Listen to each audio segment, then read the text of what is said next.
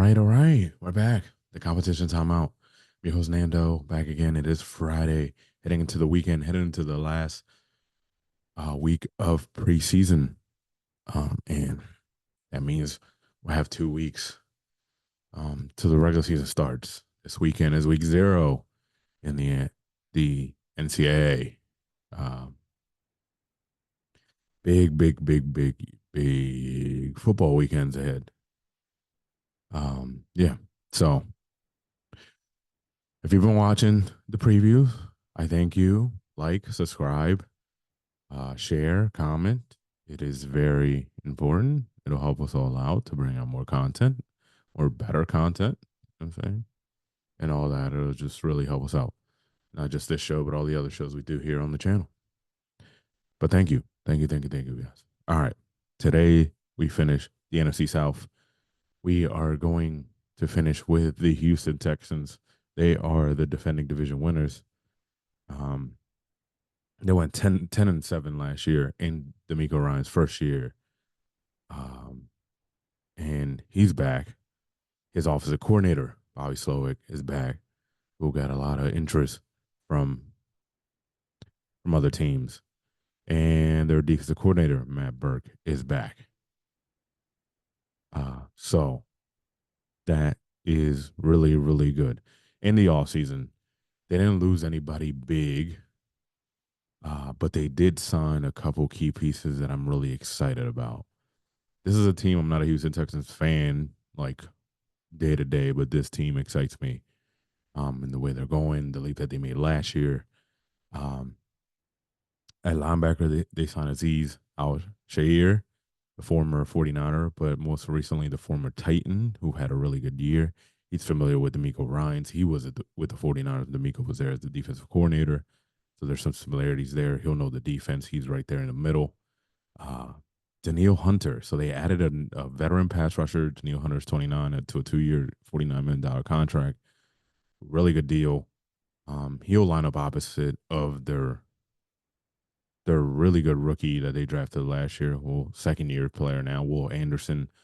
Uh, they also made two big additions via trade. They traded for first, they traded for Joe Mixon. So Singletary was a free agent. And they traded for Stephon Diggs.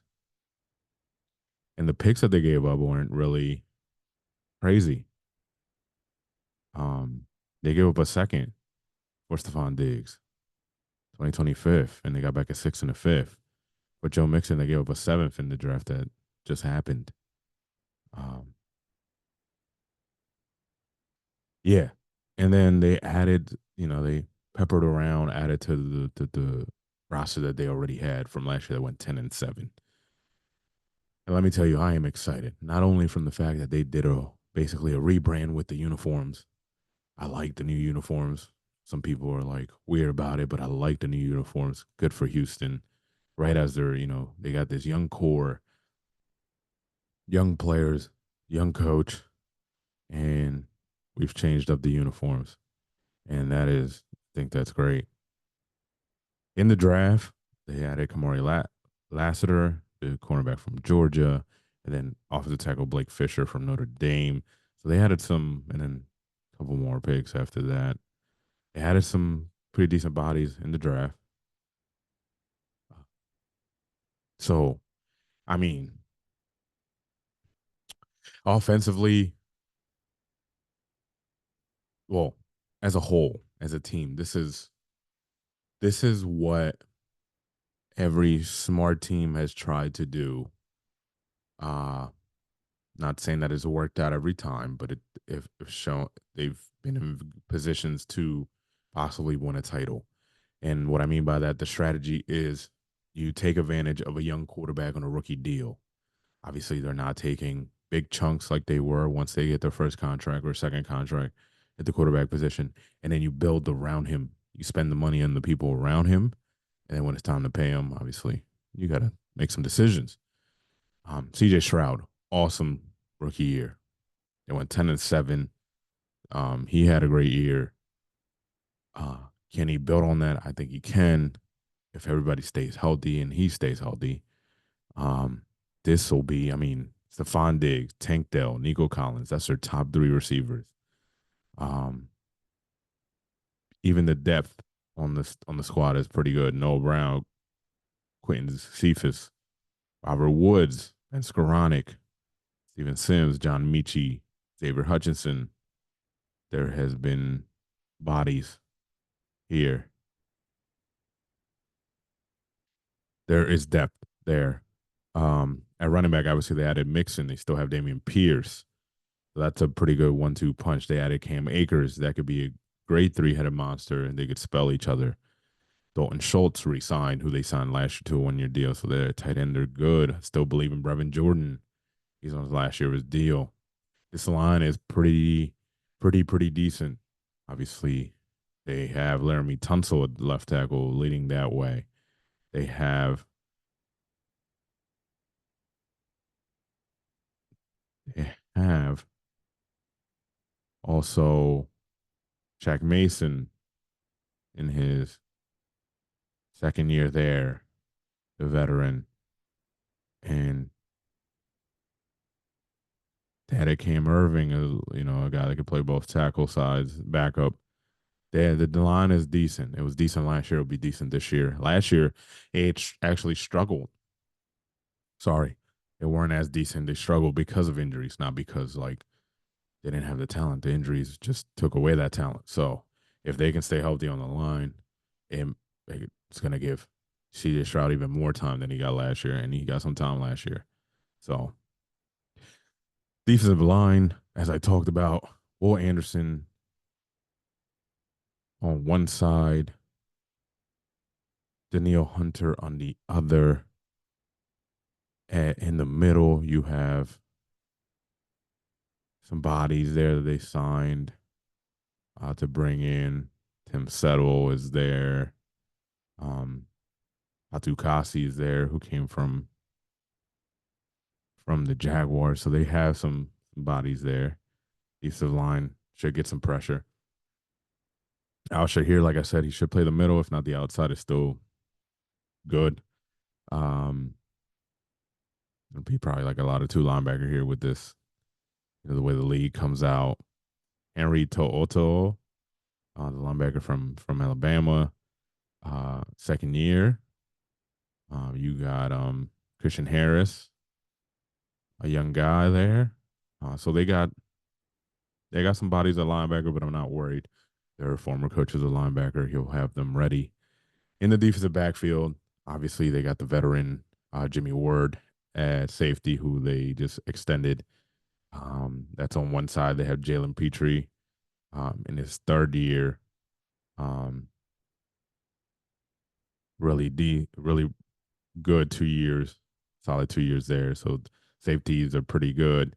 Uh, at corner, they got the star Derek Stingley Jr. After that, they signed some people this offseason. CJ Henderson, a guy who's had a lot of promise. Jeff Okuda, a guy that had a lot of promise. They drafted Lassiter. They signed, they got Mike Ford. So they got a lot of depth, a lot of bodies there in the defensive backfield there. So honestly, I am really high, like I said, on this team. They can make some noise.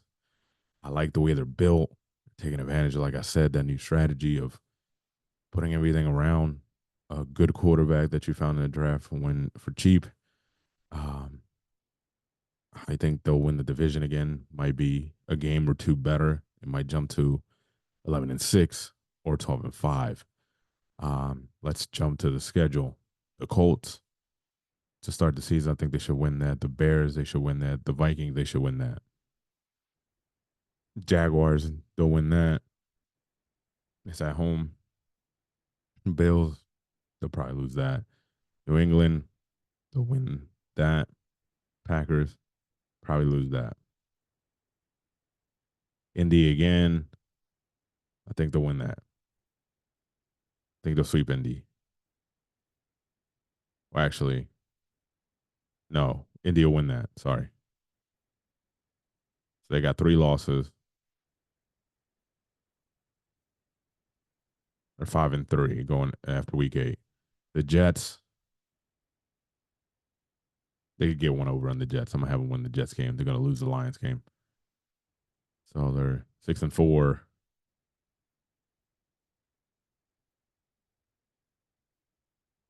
Uh,